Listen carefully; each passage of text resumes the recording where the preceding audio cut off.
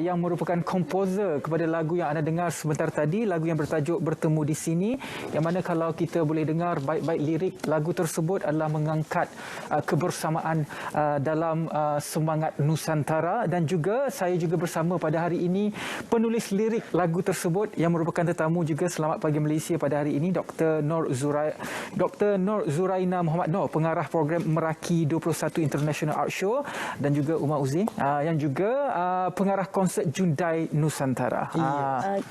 Komposer dan juga penulis lirik kepada lagu yang sungguh sedap kita dengar tadi, Bertemu di Sini, untuk kita berkongsi kepada penonton Selamat Pagi Malaysia mengenai satu acara iaitu Meraki 21 International Art Show. Itu sebutannya, yang mana kalau boleh saya bacakan sedikit, Meraki 21 merupakan program seni, sastra dan budaya yang melibatkan penyertaan antarabangsa dan juga para penyelidik daripada negara-negara seperti Malaysia, Indonesia, Singapura, Thailand, Filipina, Brunei dan juga beberapa negara lain.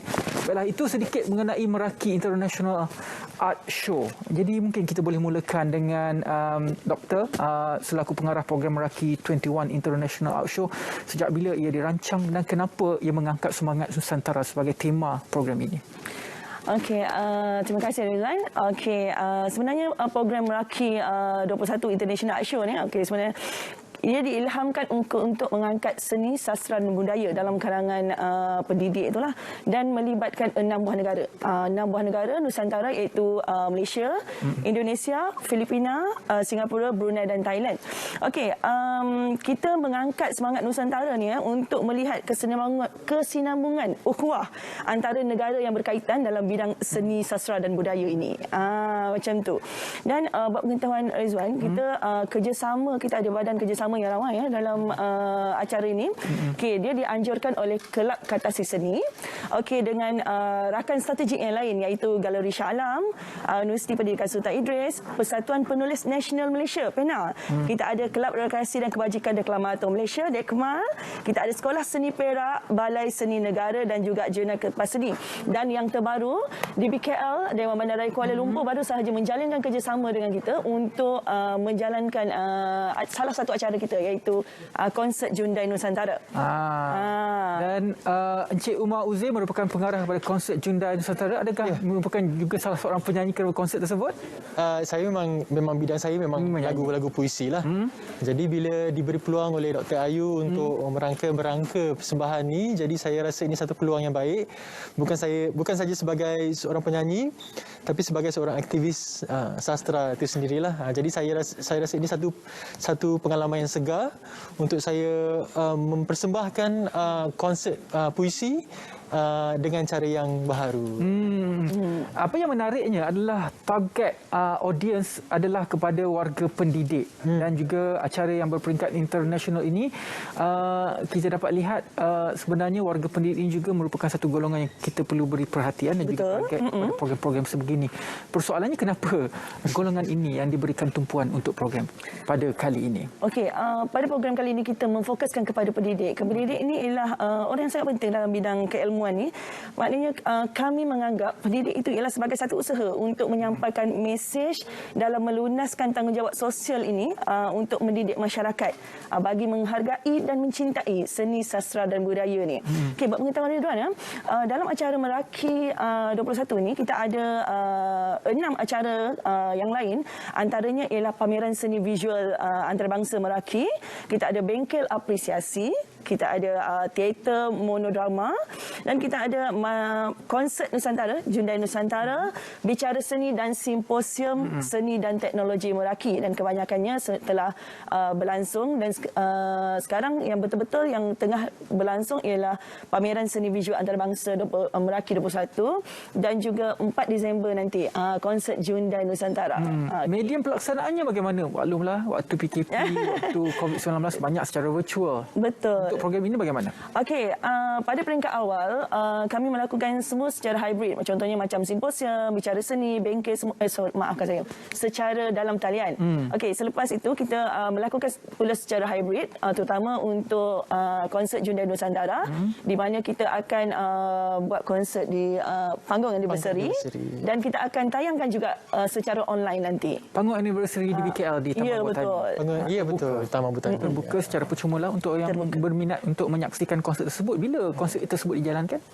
Ia terbuka pada semua, tapi terhad untuk 500 orang sahaja. 500 orang sahaja. Yang terawal lah. Tarikhnya 4 Disember. Hari Sabtu pukul 8.30 malam.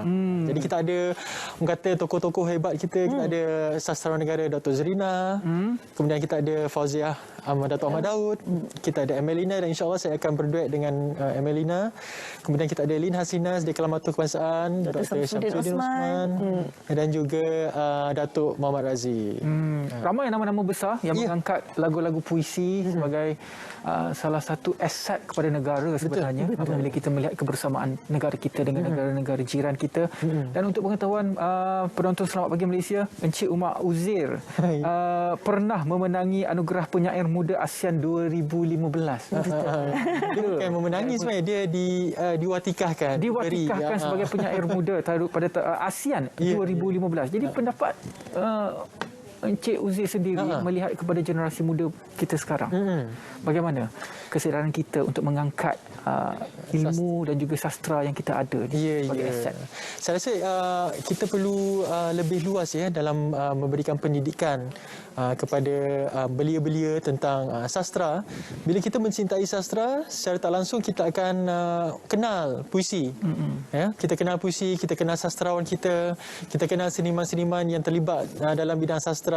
Pendidikan secara formal ataupun tidak, perlulah kita berikan kepada belia. Jadi ini usaha saya dan juga Dr. Ayu untuk mendekatkan puisi, lagu-lagu puisi kepada masyarakat. Salah satu usaha Doktor, melihat kepada perkembangan masyarakat kita sekarang, apabila kita terdedah dengan pelbagai informasi juga berita di media sosial, kadang-kadang kita pun terlepas pandang dengan nilai-nilai budaya. Tambah-tambah lagi waktu PKP, konsert tidak boleh dijalankan. Kalau dulu kita ada konsert di Kementerian Pelancongan, persembahan tarian dan sebagainya. Tapi seolah-olah kita semakin jauh. Adakah dengan penganjuran sebegini ini sekurang-kurangnya mampu untuk mengangkat kembali nilai itu perlu dimasukkan ke dalam jiwa kita, masyarakat Malaysia? Betul, saya setuju. Itu adalah salah satu cara untuk kita melestarikan dan kita mengangkat, mentabatkan seni sastra dan budaya ni ke tahap lebih tinggi untuk kita membina ketamadun bangsa kita. Macam yang kita tahu kan, sejarah pun dah menyatakan bahawa bagaimana tamadun Islam dan tamadun Eropah boleh berkembang dengan pesatnya mengecapi kegemilangan dalam konteks kesenian dan kebudayaan. Maka perkara itu dah terbukti. Kita lakukan di sini, di Malaysia, untuk kita mengangkat dan mementabatkan seni sastra dan budaya itu. Ini ialah sumbangan kami sebagai ahli masyarakat kepada masyarakat. Dalam penciptaan lagu pula bagaimana? Adakah semua lagu yang dicipta itu berteraskan kepada lagu-lagu puisi? Saya percaya lagu puisi ni dia ada nuansa tersendiri. Dia bukan tradisional, dia bukan pop, tapi dia ada ciri-ciri tersendirilah.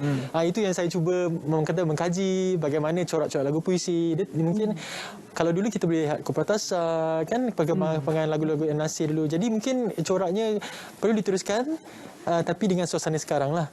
Jadi contohnya macam lagu Bertemu di Sini tu, saya ambil orang kata inspirasi lagu-lagu yang kata lebih tenang untuk didengar, yang dapat kita nikmati kan, yang kata mungkin untuk tempoh 20-30 tahun akan datang kita masih boleh mendengar muzik-muzik lagu-lagu puisi begini. Macam itulah. Salah satunya konsert Jundai, kita dah tahu tarikhnya 4 Disember. Yang lain-lain tu macam mana? Tarikh-tarikhnya dan juga macam mana kalau penonton nak tahu? Okey, sebenarnya kita yang sedang berlangsung tinggal 3 acara saja lagi.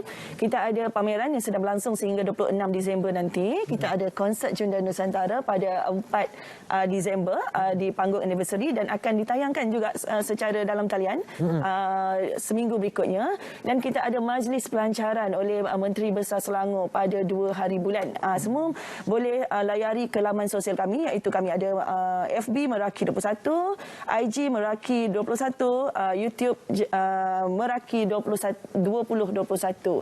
Semua boleh datang ke sana. Sebenarnya kami bukan saja bagaimana kami mengangkat pelbagai karya di dalam aktiviti ini, bagaimana kita ada lagu tema, kita juga menghasilkan kumpulan cerpen yang diterbitkan oleh Dewan Bahasa dan Pustaka untuk khas untuk untuk program ini? Itu sebenarnya antara langkah untuk kita mengangkat kita punya nilai, kita punya aset, kita punya harta negara kita sebenarnya. Lagu puisi, budaya dan sebagainya.